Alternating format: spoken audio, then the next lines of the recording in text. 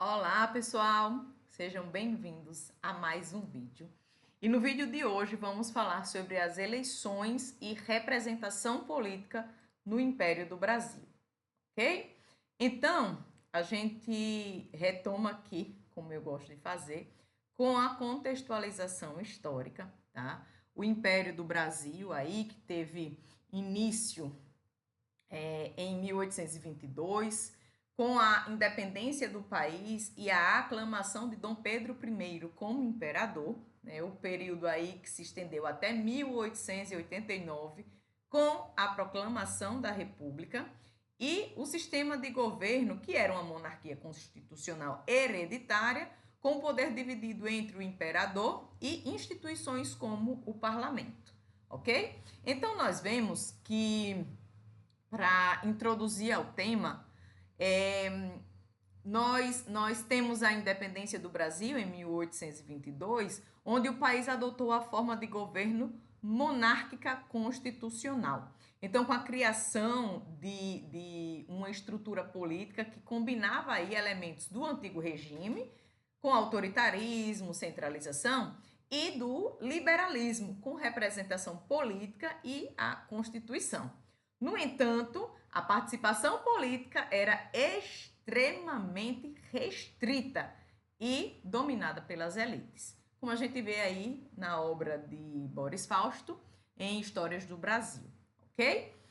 E aí, nós vemos aí essa questão da independência, da formação do Estado Imperial, né? O modelo político adotado na monarquia constitucional e a importância do tema para a compreensão da cidadania no Brasil. E aí é como eu sempre falo, né? A gente entender o contexto histórico para entender, a gente conhecer o contexto histórico para compreender a contemporaneidade, como os fatos foram dando sequência. Eu estou seguindo a sequência do edital, então às vezes pode parecer que a gente esteja indo e voltando, mas estou tentando retomar, né, vídeos anteriores. Inclusive, para quem não assistiu, sugiro assistir os vídeos, né? Tá na sequência do edital.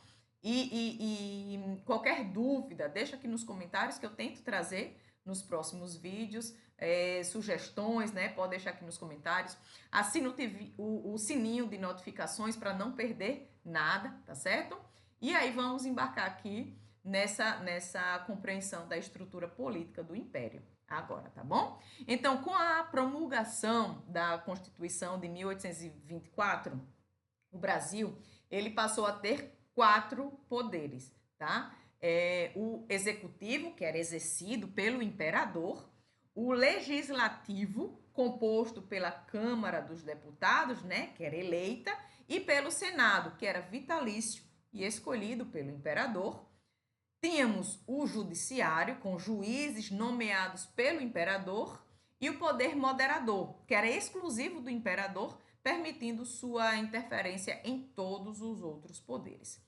Vale mencionar que o poder moderador era inspirado em Benjamin Constant, né, que tornava o imperador a figura central do sistema político, com capacidade de dissolver a Câmara, nomear ministros, vetar decisões legislativas, tá? E aí a gente vê isso de forma mais aprofundada na obra A Construção da Ordem de José Murilo de Carvalho.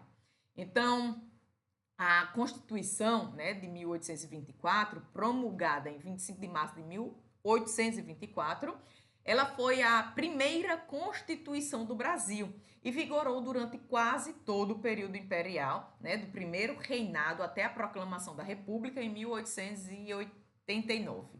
E aí a sua elaboração ela foi marcada por muitos conflitos políticos, pela tentativa de conciliação entre as ideias liberais e autoritárias e pela consolidação do poder centralizado do imperador. Então, a gente vai ver aqui um pouquinho desse contexto histórico no sentido de compreender melhor, né? Porque após a independência do Brasil, em 1822, era necessário estabelecer uma Constituição para organizar juridicamente o novo Estado. E aí a Constituição ela serviria como um fundamento legal do Império do Brasil. E aí a gente vê a definição de forma de governo, direitos dos cidadãos, que era limitado, a estrutura dos poderes e a organização do Estado. Então, em 1823, uma Assembleia Constituinte ela foi convocada, mas foi dissolvida por Dom Pedro I em novembro desse ano, né, 1823, por estar elaborando um texto mais liberal do que ele desejava. E isso a gente vê na obra de Boris Fausto, A História do Brasil. E aí, a gente vai ver a elaboração da Constituição, né? Após dissolver a Assembleia Constituinte, Dom Pedro I nomeou um Conselho de Estado, tá? Formado por pessoas de sua confiança, né? Nós vimos que ele tinha ali maior domínio, né? E aí, para dirigir uma nova Constituição, ele escolheu pessoas a dedo, né? O projeto final foi outorgado, ou seja, imposto pelo imperador, em 25 de março de 1824, sem aprovação de um parlamentar eleito. Então, quando a gente fala assim, foi outorgada, né? Então, foi imposta de cima para baixo, tá? Sem consulta ampla à população ou ao legislativo. Foi imposta, tá? Foi tornada obrigatória, né? Não tiveram como intervir, tá? As principais características da Constituição era que a forma de governo, né? O Brasil instituído como uma monarquia constitucional hereditária e unida, com o imperador como chefe do Estado, né? A sucessão seria hereditária na linha de Dom Pedro I, e aí tinha uma religião oficial, né? O catolicismo era muito forte na época, mas havia tolerância ao culto privado de outras religiões, sem templos abertos ao público, tá? O Estado ele mantinha e controlava a igreja com o chamado padroado régio. E aí a gente viu as divisões dos poderes, né? A Constituição previa os 4 poderes, o executivo, exercido pelo imperador, com autoridade para nomear ministros, comandar o exército, sancionar leis, né? O poder legislativo, composto por 2 casas, a Câmara dos Deputados e o Senado. A Câmara dos Deputados, os eleitos era por voto censitário e o Senado era vitalício. Era nomeado pelo imperador a partir de listas tríplices. O poder judiciário, né, onde os juízes e tribunais eram subordinados ao imperador, não havia independência plena do judiciário, vale mencionar isso, tá? E o poder moderador, a gente vê uma grande novidade, né? Exclusivo do imperador, com autoridade para interferir em todos os outros poderes. E aí é baseado nas ideias, né? Como eu mencionei, de Benjamin Constant, que tinha como justificativa de garantir o equilíbrio do Estado. E aí permitia aí o imperador dissolver a questão da Câmara dos Deputados, nomear e demitir ministros, aprovar ou vetar leis e intervir nas províncias, tá?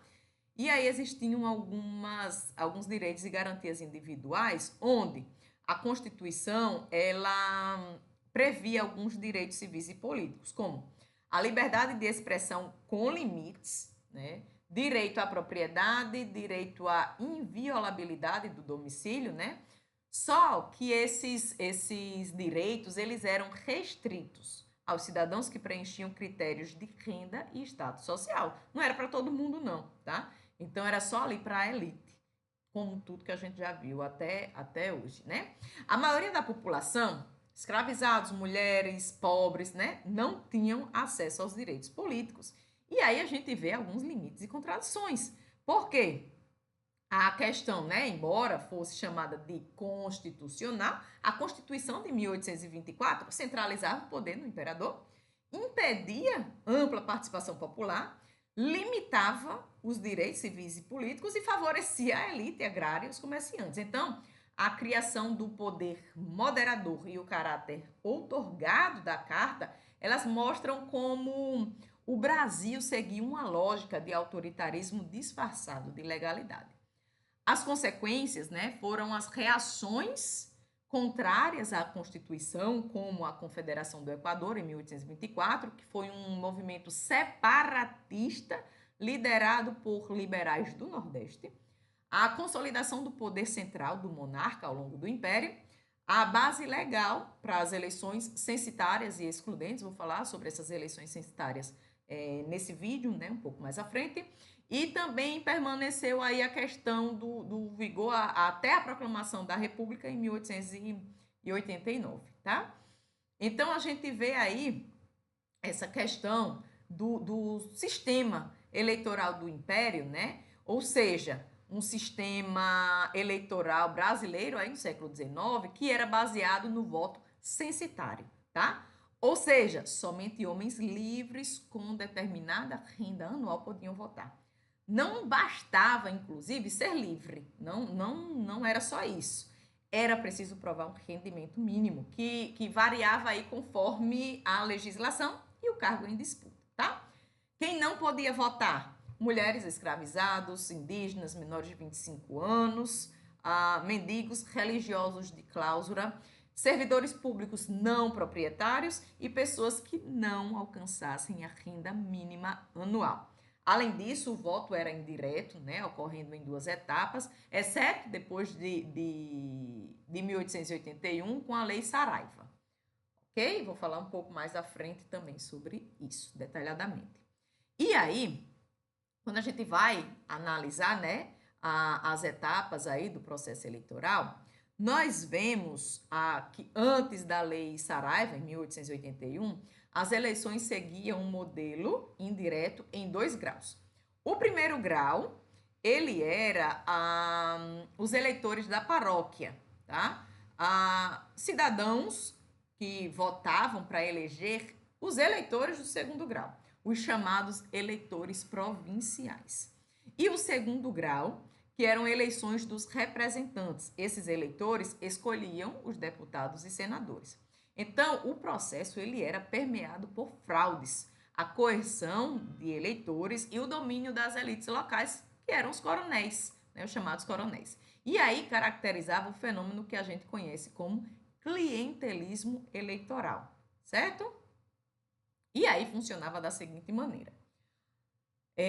Esse sistema de 2 etapas era indireto. O voto no Império, até 1881, era censitário, ou seja, só votava quem tivesse determinada renda anual, pessoas do sexo masculino, e excluía aí as mulheres, os escravizados, os indígenas, soldados rasos, né, de baixa patente, os analfabetos e os pobres, né? Era um voto indireto.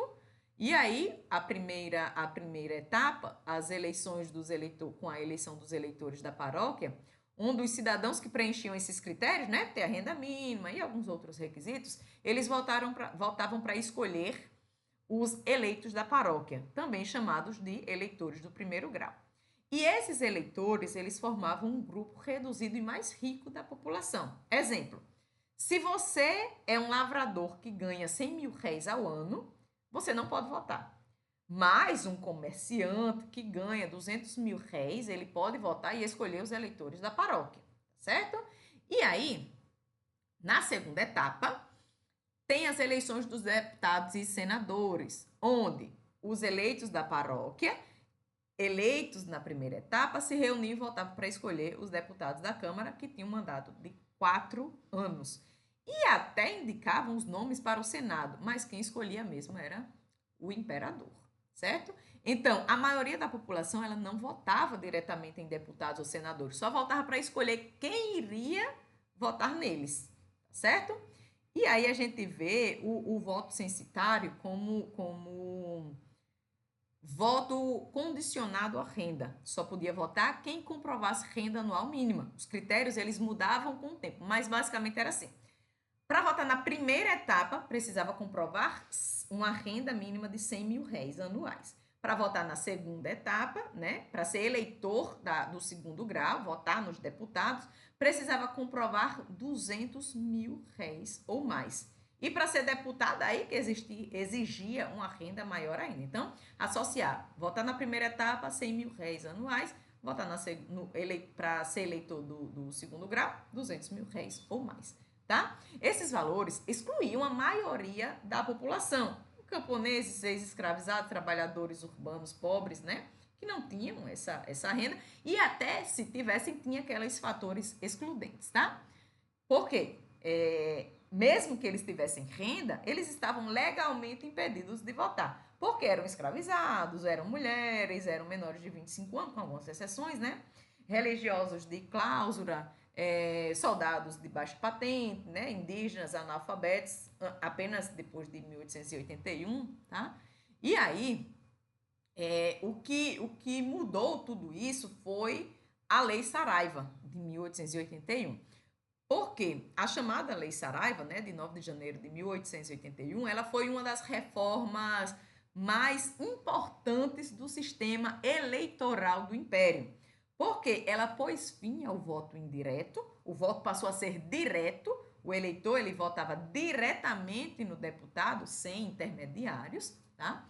Houve cadastramento dos eleitores, a criação de listas eleitorais oficiais com base em título de eleitor, como a gente tem, né? E aí a organização mais formal das eleições. E a exclusão dos analfabetos, porque a lei retirou o direito ao voto dos analfabetos e isso reduziu ainda mais o número de votantes. E aí a exclusão aumentou, porque já que a maioria da população não sabia ler e escrever e não podia votar, né? Porque retirou o voto dos analfabetos, isso reduziu ainda mais o número de votantes. E o resultado geral aqui. Antes de 1881, o sistema era indireto em duas etapas, poder concentrado na elite. Após 1881, o voto era direto, mas excluindo os analfabetos. Então, manteve a concentração de poder nas mãos de poucos, tá? E aí, a gente vem aqui, né? Já falei aqui sobre os cargos legislativos, mas detalhando aqui, né, na Câmara dos Deputados, o mandato era de 4 anos, eles eram eleitos indiretamente e representavam as províncias. No Senado, os membros eram vitalícios, escolhidos em listas tríplices, enviadas ao imperador, que nomeava os senadores, e era uma casa aristocrática e conservadora, tá? Dominada ali pelas elites agrárias. E esses dois órgãos, eles compunham aí a Assembleia Geral do Império, né, o Poder Legislativo Brasileiro. E aí a gente vê a questão, né, da Câmara dos Deputados mais o Senado igual a Assembleia Geral, tá? E aí nós vemos as representações políticas e a exclusão social. Por quê? Apesar de se tratar de um regime constitucional, a representação política era limitada à elite agrária e aí, especialmente os grandes proprietários rurais e comerciantes, porque a maioria da população estava excluída do sistema político, né? Já vimos mulheres, escravos, pobres, indígenas excluídos. Então, continuava aí os grandes proprietários rurais e comerciantes, né? Representando a política. E a política era vista como uma atividade de elite, baseada em propriedade, em prestígio social, em relações familiares, né? Por isso que nós vemos hoje nomes de famílias, tá? Bem importantes, tá? Marcando as épocas. E o povo não era considerado preparado para a política. Nós vemos a interferência do imperador, né? O poder moderador, ele permitia ao imperador intervir diretamente no governo. Escolhia ministros de Estado, dissolvia a Câmara dos Deputados, nomeava e renomeava senadores, vetava leis, aprovava a nomeação de juízes e presidentes das províncias. Então, Dom Pedro II, ele aplicava o chamado parlamentarismo às avessas. Embora o sistema ele fosse parlamentarista a partir de 1847, era ele quem nomeava o presidente do Conselho de Ministros, que equivale aí ao primeiro-ministro. Tá? E a gente vê o ato adicional de 1834, onde, durante o período regencial, com Dom Pedro I abdicado e Dom Pedro II ainda menor, né? Foi aprovada a emenda constitucional chamada Ato Adicional. As principais mudanças foi a criação de assembleias legislativas provinciais, a redução do poder central, a extinção do Conselho de Estado e o início de uma experiência de descentralização. Então, essa descentralização, né, gerou conflitos com a cabanagem, com a balaiada e a Revolução Ferroupilha. E aí a gente vê a questão das reformas e crises, tá?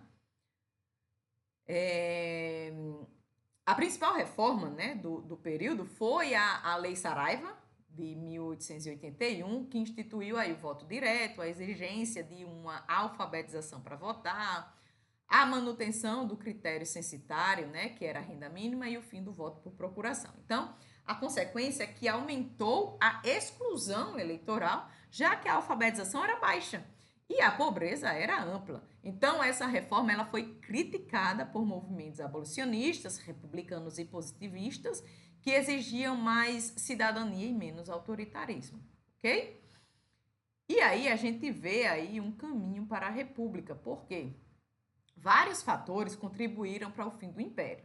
O crescimento da insatisfação popular, movimento abolicionista, né? Aí que culminou na Lei Áurea de 1888, a crítica da falta de representatividade, crescimento republicanismo, fortalecimento do exército, que se sentia desprestigiado, e a igreja em conflito com o imperador por questões religiosas. Então, em 15 de novembro de 1889, houve um golpe liderado por militares, né, que proclamou a república e pôs fim aí ao sistema monárquico e à representação elitista do império. E a gente conclui o seguinte, que o sistema eleitoral imperial ele era restritivo, elitista e desigual, baseado na renda, escolaridade e status. E aí o povo não tinha voz nem representação, a política era feita apenas para e pela elite, e as eleições eram marcadas por fraudes, clientelismo, controle do imperador, e o legado foi um sistema político centralizador e excludente que ainda influencia o Brasil até os dias atuais. Então nós vemos que tudo isso aí refletiu, né, de como a cidadania brasileira ela foi historicamente construída, o que motivou, né, aí a questão das reformas, tá, por causa das crises, e nós vemos que tudo isso, entendendo esse contexto, né, excludente, elitista, autoritário, esse legado político do Império para a República fez com que houvesse essa transição e chegasse até o que conhecemos hoje, tá? Então, por hoje é só. Até o próximo vídeo, espero que estejam gostando. Deixem aqui comentários, sugestões, tá? Para que eu possa trazer em próximos vídeos. E no próximo vídeo, dando sequência ao edital, nós vamos dar continuidade e seguir na sequência, tá bom? Então, espero que estejam gostando. Até a próxima!